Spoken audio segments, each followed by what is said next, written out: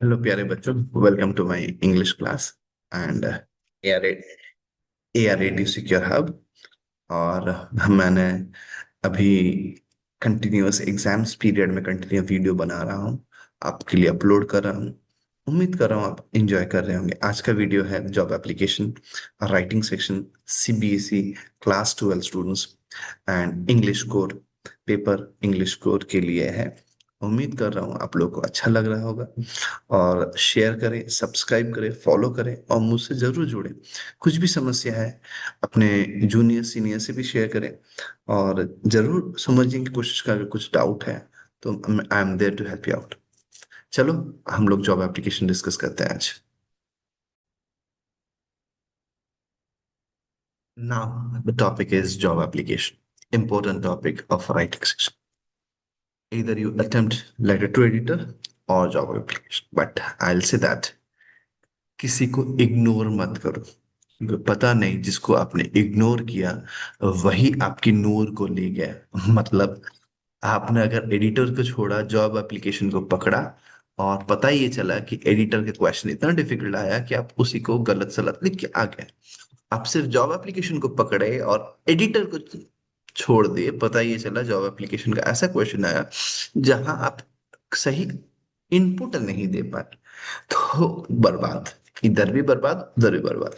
तो इसलिए आप दोनों की तैयारी करें, दोनों को समझें। अगर कोई समस्या हो दोनों को समझ के, क्योंकि ये जॉब एप्लीकेशन लाइफ के लिए जरूरत है। क्लास 12 के बाद ग्रेजुएशन करें, जॉब करें, कुछ भी करें तो वहां पे आपकी जरूरत है और एडिटोरियल पार्ट भी जरूरत है। तो इसलिए ध्यान से समझे। कुछ समझ में ना आए मुझे पूछे। देखो मैं सीधा सीधा आ जाता हूँ। हम लोग जब जॉब एप्लीकेशन लिखते हैं, job application two parts covering letter and biodata और करिकुलम वीटा हम लोग बोलते हैं। बहुत से नाम हैं उसके। एक बायोडाटा भी है और करिकुलम वीटा भी है। The points are to be remembered while preparing the covering letter. क्या क्या पॉइंट्स याद रखना है? Follow the format of a formal letter. जैसे फॉर्मल लेटर का फॉर्मेट है, इंट्रोडक्शन है, बॉडी एंड कंक्लूजन है, वैसे ही सेम फॉर्मेट होगा इसका लेटर भी। उम्मीद करता हूं क्लियर हो। Then finish the covering letter on a promising and positive note. Cover letter को बहुत प्रॉमिसिंग तरीके से अच्छे से कंप्लीट करना है। इंट्रोडक्शन में क्या क्या लिखना है, थोड़ा सा लाइन बाय लाइन पढ़ लेते हैं, समझ लेते हैं। Mention the source from where you got the information about the vacancy you are applying for and your wish to apply for the post. तुम्हारी विश क्यों अप्लाई करना चाहते हैं उस पे आपको बात करना है। Body. Give a brief summary of your qualification, academic and professional, whichever applicable experience, and how you feel that helps you apply for the post mentioned.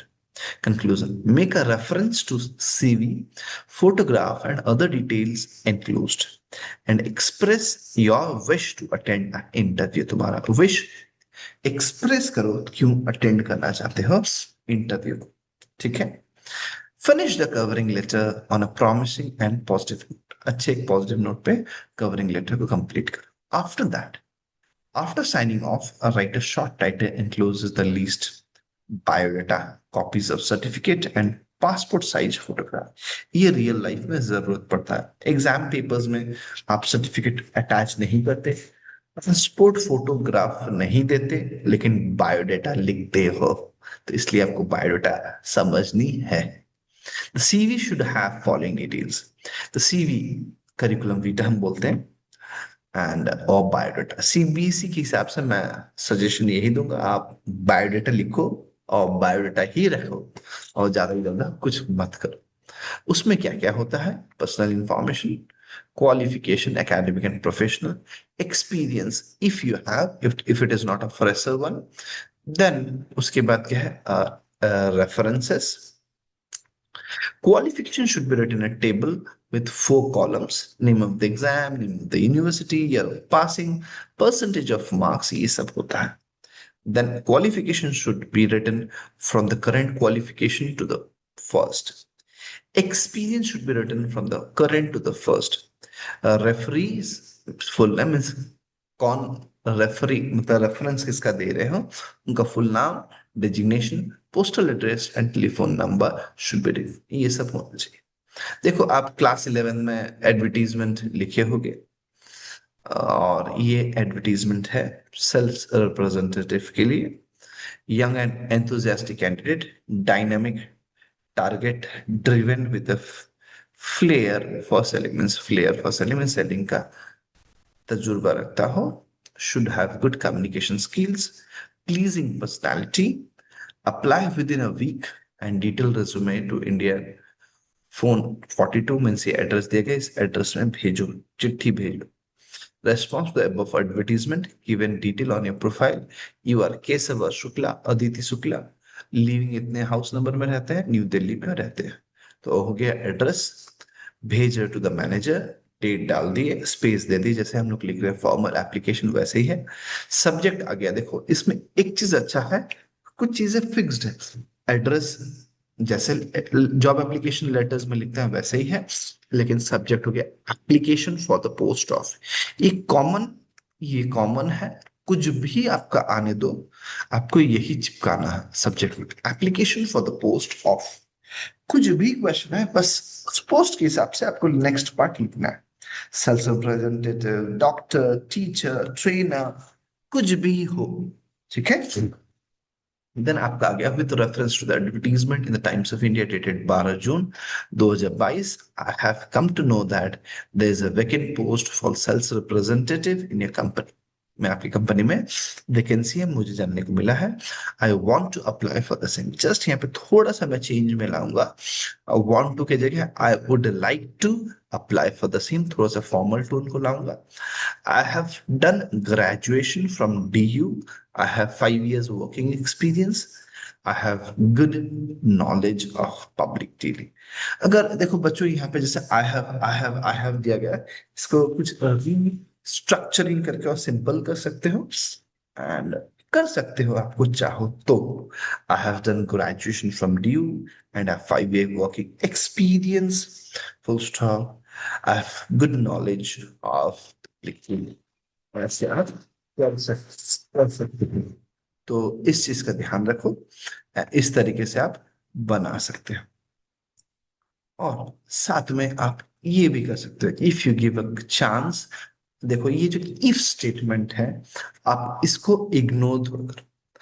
I would I be very happy receiving a chance, और I hope my job my biodata is impressive.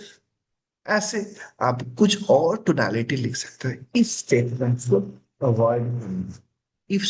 को avoid करना है। If you give me chance I will try to satisfy you with my performance. अगर आपको chance नहीं मिला तो ये सब बहुत सारे क्वेश्चंस आते हैं।